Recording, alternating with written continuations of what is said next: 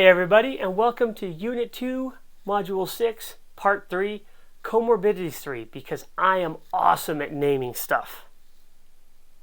Hey, so after the beast that was Part 2 of this module, I thought we would take a little bit of a side here, a little bit more relaxed atmosphere, and just take a minute and kind of discuss comorbidities in geriatrics specifically and how to organize them. Because it was a process for me. It was a journey for me to be able to get to the point where I could do this comfortably. And I wanted to kind of help you with that.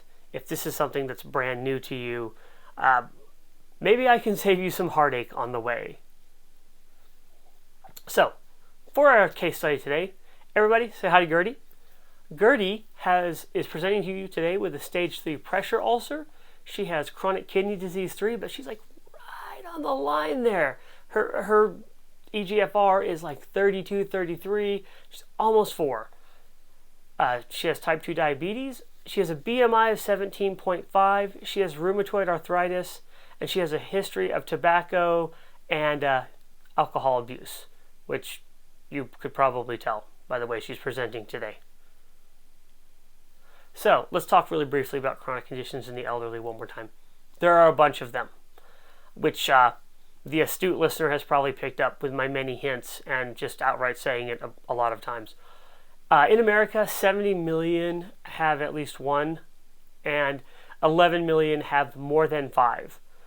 And if you do the math on that, that is more than a third of your patients are going to, of your geriatric patients, are going to have more than 5, and significantly more than 5 often. Lists of 10, 12, maybe more, not uncommon. So they come with a lot. That's one of the things that makes geriatrics interesting to me, and why I enjoy it, is because patients come with so many complexities to them. It's not just being focused in one area. You kind of got to be a generalist with a good grasp of everything. So what are we looking at? The most common, I'm excluding arthritis here. The most common condition that geriatrics present with is hypertension. 20% present with mental illness. 15% present with diabetes. The most common causes of death in geriatric patients, if we just kind of pitch out old age, which is probably the most common, though I don't see that listed, is heart disease, cancer, and stroke, which really maps with America as a whole predominantly. The only thing that's not in there in the top, say, 5 or 6 that is for Americans is car accidents. So really briefly, dictum. The reason that we're talking about dictums is this is what I use to kind of organize my thinking at the beginning. Heck, I do it. I still use these to figure out how I wanted to address a patient's issues. A dictum is a short statement that expresses a general truth or principle. You could call it a rule of thumb, statement of generality. Healthcare likes to call them dictums, maybe because it sounds fancy. I do not know. So the first one I bet you've heard before. That's Woodward's dictum, which states, if you hear hoof beats, hoof beats, don't look for zebras. What Woodward's dictum is reminding you of here is that the most common cause for a condition or a symptom or sign is the most common cause for a reason, because it's the most common cause. I know in undergrad and also in patients, if you have worked with patients that have an unusual condition, those stick out in your head. Those unusual conditions stick in your head. You remember those. But it's important to remember that they're unusual and they stick in your head because they're unusual and rare. If someone's presenting with signs and symptoms of a common condition, it's best to assume the common condition first unless there is really pressing evidence that makes you think something else. And we're going to test this. Pop quiz, Turner. See, anyone get that reference? My life is flashing before my eyes. Okay, so a patient presents to you with swollen, bleeding gums, tooth pain, and tooth loss. Are you anticipating they have a vitamin C deficiency, or are you demonstrating? No, you're not demonstrating any of this. Are you anticipating poor dental hygiene? So vitamin C deficiency or poor dental hygiene?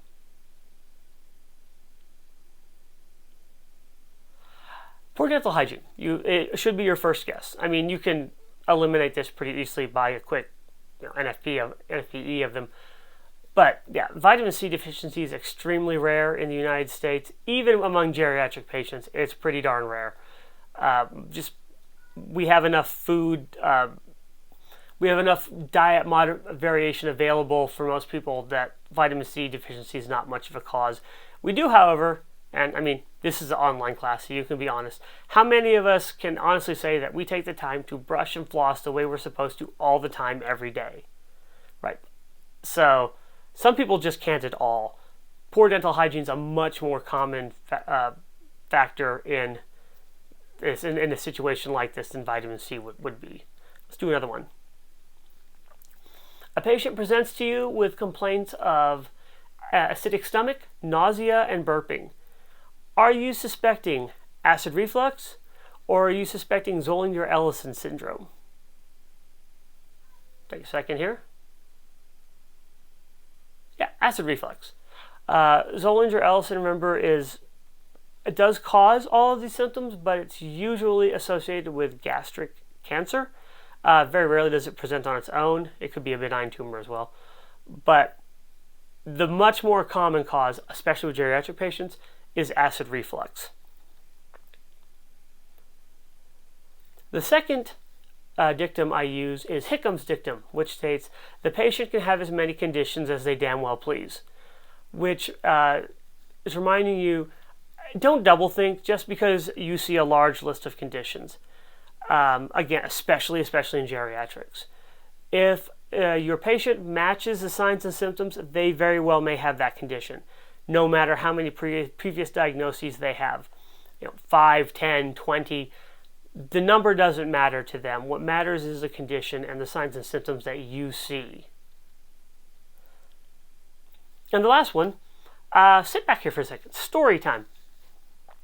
Way back when I was a wee dietary intern just getting started, stop laughing, it happened.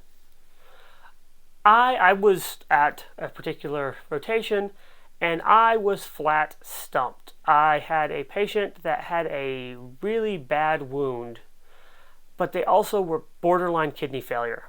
And I tossed this around and around and around in my head. I just could not, for the life of me, decide what to do. And I finally gave up and went to my preceptor and I said, I don't know. I'm lost. What do I do here?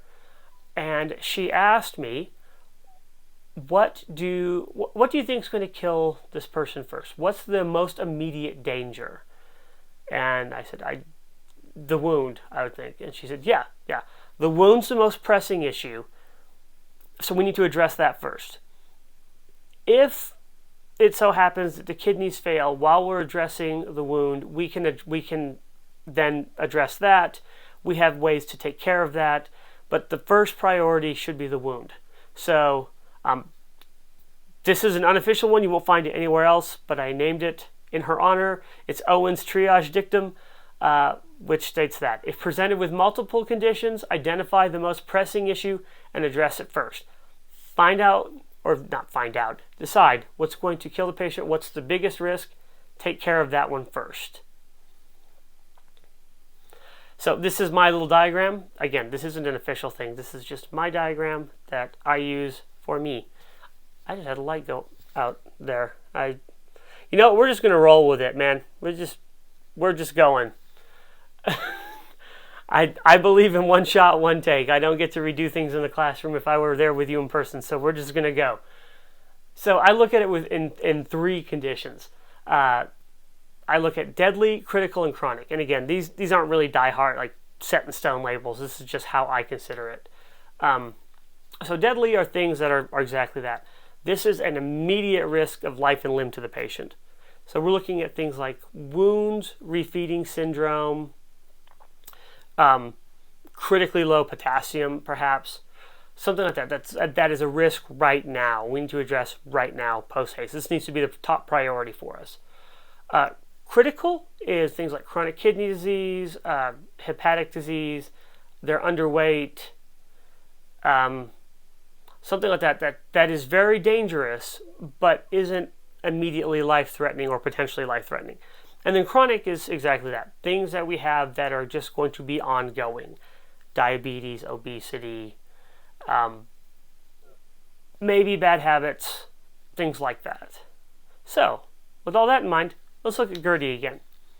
So, looking at her, what would you put in deadly? I would argue that deadly would be the stage 3 pressure ulcer, definitely, and the BMI of 17.5. For critical, I would say chronic kidney disease stage 3. Now, I could definitely see how one could argue that BMI would be perhaps critical instead of deadly.